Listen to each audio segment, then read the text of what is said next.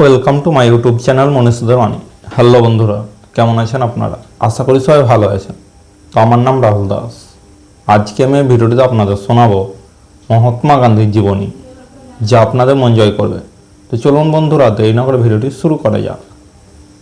বিদেশি পণ্য বর্জন ও দেশীয় পণ্য গ্রহণের মাধ্যমে সমগ্র ভারতবাসীর মধ্যে যিনি প্রতিষ্ঠিত করেছিলেন স্বাধীনতা জয়গান, তিনি হলেন জাতির জনক মোহনদাস করমচাঁদ গান্ধী ওরফে মহাত্মা গান্ধী।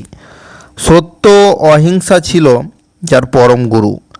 জাতির জনক মোহনদাস করমচাঁদ গান্ধী 2রা অক্টোবর 1869 খ্রিস্টাব্দে তৎকালীন ব্রিটিশ ভারতবর্ষের অন্তর্গত কাথিয়াবার প্রদেশের পোরবন্দরের এক জৈনিক বেনিয়া হিন্দু পরিবারে জন্মগ্রহণ করেন। তার পিতা করমচাঁদ উত্তমচাঁদ গান্ধী এক প্রতিষ্ঠিত রাষ্ট্রনেতা ছিলেন এবং তার মাতা পুতলিবাই ছিলেন হিন্দু শাস্ত্র মতে একজন নিষ্ঠাবান মহিলা। গান্ধীজি 13 বছর বয়সে সমবয়সী কস্তুরবা এর সহিত বিবাহ সম্পন্ন করেন এবং 4 সন্তানের পিতাও হন। শিক্ষা জীবন: শৈশব অবস্থা থেকেই পিতার কাছ থেকে সত্য ও সাহসের শিক্ষার পাশাপাশি মাতার কাছে পেয়েছেন কঠোর ব্রত পালনের শিক্ষা। এরপর কাথিয়াবারে বাল্য শিক্ষা সম্পন্ন করে 18 বছর বয়সে ম্যাট্রিক পাস করেন। বড় ভাইয়ের ইচ্ছা স্বরূপ ব্যারিস্টারি পড়তে বিলাতে যেতে চাইলে পরিবার পরিজন ছেড়ে 1888 খ্রিস্টাব্দে বিলাতের উদ্দেশ্যে যাত্রা করেন। সেখানে কঠোর অধ্যবসায়ের মাধ্যমে 1891 খ্রিস্টাব্দে ব্যারিস্টারি পাস করে দেশে ফেরেন। কর্মজীবন: বিলেত থেকে ব্যারিস্টারি শিক্ষার সফলতা লাভের পর আইনজীবী হিসাবে কাজ করতে থাকেন। তার পরবর্তীতে আবদুল্লাহ অ্যান্ড সনের আইনজীবী হিসাবে দক্ষিণ আফ্রিকা সফর করেন, যা গান্ধীজির জীবনে এনে দেয় নাটকীয় পরিবর্তন। এখানে তিনি ভারতীয় ও কৃষ্ণাঙ্গদের প্রতি সাধারণত বৈষ্ণবের শিকার হন, তাই সেখানে ভারতীয়দের অধিকার সচেতন করে তুলতে 1894 সালে নাটাল ইন্ডিয়ান কংগ্রেস প্রতিষ্ঠা করেন। সেখানকার ভারতীয়দের নিয়ে রাজনৈতিকভাবে সংঘবদ্ধ হয়ে কৃষ্ণাঙ্গ শ্বেতাঙ্গ আন্দোলন শুরু করেন। এরপর 1915 খ্রিস্টাব্দে 9 জানুয়ারি ভারতবর্ষে পুনরায় প্রত্যাগমন করার মাধ্যমে সক্রিয়ভাবে ভারতীয় রাজনীতিতে অংশগ্রহণ করেন।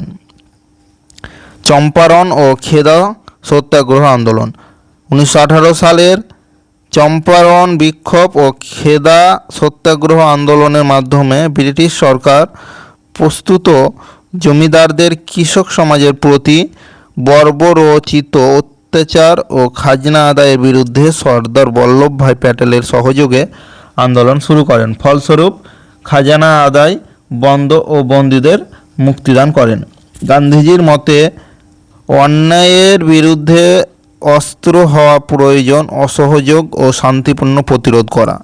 পাঞ্জাবের জালিয়ানওয়ালাবাগে ভারতীয়দের ওপর বর্বরোচিত হত্যাকাণ্ডের তীব্র নিন্দা করেন এবং ব্রিটিশ সরকারের বিরুদ্ধে গণবিক্ষোভ ঘোষণা করেন। স্বরাজের দাবিতে 1921 সালে গান্ধীজি ভারতীয় জাতীয় কংগ্রেসের নির্বাহী হন। স্বরাজের দাবিতে খাদি চরকিতে সুতা কাটার মাধ্যমে বিদেশি পণ্য বর্জন, স্বদেশি পণ্য গ্রহণের আহ্বান জানান। এই সময় অসহযোগ আন্দোলন জনপ্রিয়তা ও সাফল্য অর্জন করে। অপ্রত্যাশিতভাবে উত্তরপ্রদেশের চৌরিচৌরাতে সংঘর্ষ বাঁধলে এ আন্দোলনের সমাপ্তি ঘটে। স্বরাজ ও লবণ সত্যাগ্রহ আন্দোলন: বিংশ শতাব্দীর 20 দশকে নিজেকে নীরব রাখার মাধ্যমে স্বরাজ পার্টি ও ভারতীয় জাতীয় কংগ্রেসের মধ্যে বাধা দূর করার চেষ্টা করেন। 1928 সালের ডিসেম্বরে ব্রিটিশ সরকারের প্রতি ভারতকে ডোমিনিয়নের মর্যাদা দেবার দাবি জানানোর মাধ্যমে পূর্ণ স্বাধীনতার লক্ষ্যে হুমকি দেন। 1929 সালের 31 ডিসেম্বর জাতীয় পতাকা উন্মোচন ও 1930 সালের 26 জানুয়ারি ভারতীয় জাতীয় কংগ্রেস এই দিন তারিখটিকে প্রথম স্বাধীনতা দিবস হিসাবে পালন করে। এ সময় প্রত্যাহিক আবশ্যকীয় পণ্য লবণের ওপর কর আরোপের বিরুদ্ধে লবণ সত্যাগ্রহ আন্দোলন কুচকাওয়াজ করেন। আত্মনির্ভরভাবে নিজ হাতে লবণ তৈরির উদ্দেশ্যে এলাহাবাদ থেকে ডান্ডি পর্যন্ত 400 কিলোমিটার পায়ে হেঁটে যায়। এই আন্দোলনের সফল হলে ব্রিটিশ সরকার 60,000 জন ভারতীয়কে গ্রেপ্তার করে। 1941 সালে গান্ধী ডারউইন অ্যাক্ট এর মাধ্যমে অসহযোগ আন্দোলন বন্ধের বিনিময়ে বন্দীদের মুক্তি আদায় করেন ও স্বাধীনতার পথ সুপ্রশস্ত করেন। গান্ধীজির শিক্ষানীতি। গান্ধীজির লক্ষ্য ছিল সত্যের পথে শিক্ষাকে অবৈতনিক সর্বসাধারণের জন্য প্রতিষ্ঠিত করা। তিনি ছিলেন শিশুকেন্দ্রিক শিক্ষার পক্ষপাতী। ভারতবর্ষের বুনিয়াদী শিক্ষা প্রতিষ্ঠায় ছিল তার অমর কীর্তি সম্মাননা। স্বাধীনতা সংগ্রামী তথা আধ্যাত্মিক চেতনার অধিকারী মোহনদাস করমচাঁদ গান্ধীর খ্যাতি শুধু ভারতের মধ্যেই সীমাবদ্ধ ছিল না, বরং সমগ্র বিশ্ব জুড়ে মহাত্মা গান্ধী নামে পরিচিত ছিলেন। এছাড়াও তিনি ছিলেন সমগ্র ভারতবাসী জাতির জনক। তাই ভারত সরকারের তরফে 2রা অক্টোবর তার জন্মদিনে গান্ধী জয়ন্তী উদযাপন করে থাকেন। 2007 সালে 15 জুন জাতিসংঘের সাধারণ অধিবেশনে মহাত্মা গান্ধীর জন্মদিনটিকে আন্তর্জাতিক অহিংসা দিবস হিসাবে সিদ্ধান্ত নিয়েছে। এছাড়াও ভারতীয় সংসদ ভবনে গান্ধীজির প্রতিমূর্তি স্থাপন করা হয়েছে। জীবনাবসান।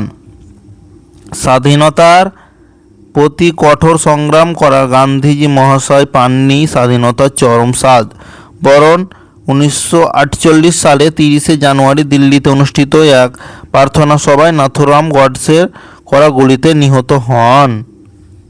ভিডিওটি যদি আপনাদের ভালো লেগে থাকে তাহলে ভিডিওটিতে লাইক কমেন্ট শেয়ার করবে।